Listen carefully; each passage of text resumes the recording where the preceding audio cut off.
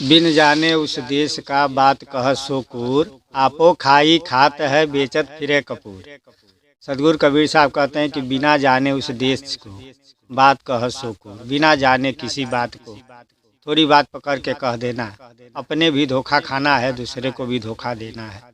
कहते हैं कि पढ़ल लिखल मन बौरा हो रमैया। कहते हैं आप लोग पागल देखते होंगे जो नरखा कपड़ा फाड़ कर घूमता है, कुछ मतलब नहीं रहता है, लेकिन कबीर साहब कहते हैं वही भर नहीं पागल है, बहुत पढ़े लिखे भी पागल हैं जो उठपटांग बात करते हैं। उन्हें न श्रद्धा है न सम्मान है, कुछ विचार नहीं है कि इसके प्रति मुझे क्या बोलना है।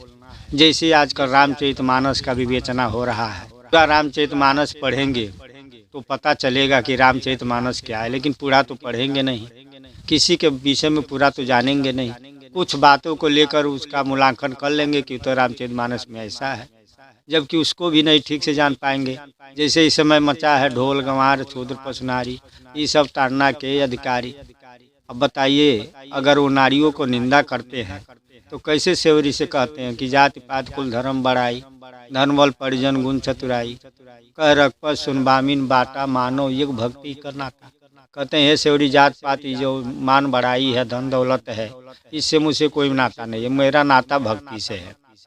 कहते हैं कि भक्तिहीन नर सोई कैसा, बिन जल बारिद देखो जैसा। भक्ति का हीन मनुष्य कैसा है, जैसे बिना बादल लगे और बारिश न हो। नारी को पुरुष को अगर तारा सिरा वो समझते तो कहते हैं कि नौमह जिनके एक को होई। नौवा भक्ति बताते समय गोस्वामी जी लिखते हैं कि नौमह जिनके एक को होई, नारी पुरुष चराचर जोई। कहते हैं कि चाहे नारी हो चाहे पुरुष हो, जिनमें नौ में से एक है वो हमारे लिए प्रिय है। निर्मल मन जन सोई मोह पावा, मोहे कपट छल छिद्र न भावा। कहते हैं कि मुझे जिसका मन निर्मल है, चाहे जो भी हो, वो मेरे लिए प्रिय है, वो मेरा भक्त है। तो इसमें कहा किसकी निंदा आती है। आगे कहा जाता है अधम जात के ज्ञान सिखाओ। अधम मतलब जो अधर्मी है, और अधर्मी वास्तव में जो नीच प्रवृत्ति के व्यक्ति होता है, जात से कोई मतलब नहीं है। वास्तव में अधम जात को ज्ञान सिखाओ। अधम व्यक्ति को थोड़ा अगर पढ़ने लिखने आ गया, थोड़ा उसको ज्ञान मिल गया, तो वास्तव में दुरुपयोग करता है समाज में, और दुरुपयोग ही कर कर फैलाता है। कहता मैं पढ़ा हूँ, मैं सीखा हूँ, मैं सब जानता हूँ, लेकिन सारे भ्रष्ट काम करता है, सारी बुराई उसके अंदर रहती है और जानकार भी होता है।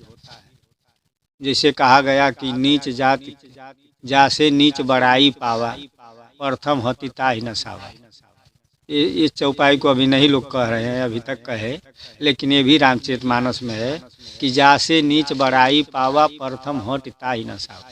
कहते हैं कि नीच व्यक्ति, नीच प्रवृत्ति के आदमी जिससे बड़ाई पाता है, जिससे गुण पाता है, जो उसका सहयोग करता है, प्रथम उसी को नाश करता है।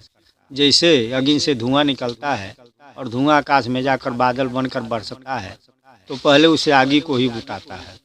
इसी तरह नीच प्रवृत्ति के जो लोग होते हैं, जिसे सह पाते हैं, जिसे सहयोग पाते हैं, जो मदद करता है, प्रथम उसी को नाश करते हैं। जैसे रावण शिव का चेला था, लेकिन जब वरदान पा गया, बल बढ़ गया, तो कैलाश पर्वत को अपने हाथ पे उठाकर तौलने लगा, दिखाने लगा कि शिव जी देखिए मेरे अंदर कितनी शक्ति है। शिव तो शिव थे, जो विश्वेश्वरा ऋषि उनका पुत्र बाप थे, उसको उन्होंने इतना तासना दिया कि वो बेचारे घर छोड़ कर जंगल में चले गए। भविष्य जो भाई था उसके दुख सुख में खड़ा रहता था, उसको लात मार के निकाल दिया। तो नीच व्यक्ति से बड़ाई पाता है, उसी को नाश करता है। गोस्वामी जी को लोग कहते हैं कि तुलसी डूबे। अब सोचिए कितनी मान मर्यादा रह गई शब्दों का, बारियों का। जिस गोस्वामी तुलसीदास के रामचरितमानस पल्ले में पता चलता है कि वो कितने महान पुरुष हैं, जिस विषय पर वो लिखते हैं वो पीछे छोड़ते नहीं हैं। कि दूसरा कवि चाहे सिंगार रस हो या विरह रस हो या वीर रस हो, जो भी रस जिसका वर्णन करते हैं, अगर भाईचारा की बात करते तो उसमें भी जगह नहीं छोड़ते कि दूसरा कवि इससे बढ़कर कुछ कह पावे। लेकिन उस गोस्वामी जी को हम तुलसी दुबे कहते हैं। वो कहीं अपने जात का नाम नहीं लिए, कहीं वो नहीं लिखे कि मैं तुलसी दुबे हूँ। कहते हैं कि वो तो ब्राह्मणों का पक्ष किए, तो रावण भी तो ब्राह्मण था। नीच मूर्ख अधर्मी सब कहते हैं, अभागा। रामाचरितमानस में परशुराम भी ब्राह्मण है, उनको भी क्रोध होने के नाते लक्ष्मण से कितना मजाक उड़वाते हैं, हंसी कराते हैं, तो कहाँ ब्राह्मणों का पक्ष है।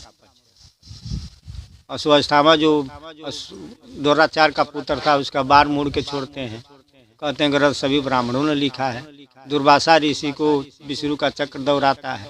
तो जो जैसा है उसे वैसा कहा गया, कहीं जात पात की ऐसी बात नहीं है, बस हमारे समझने के अंतर है। अंतर क्या है कि जब हम भी उस किसी ग्रंथ को लिखे और सबको सामने रखें और कहे कि इसमें विवेचना कीजिए, लिखे ऐसा ग्रंथ है, किसी पर लिखे, किसी महापुरुष पे लिखे, या नियम कानून धर्म पे लिखे, व्यवहार पे लिखे, परिवार पे लिखे, समाज पे लिखे और कहे इस पे विवेचना कीजिए।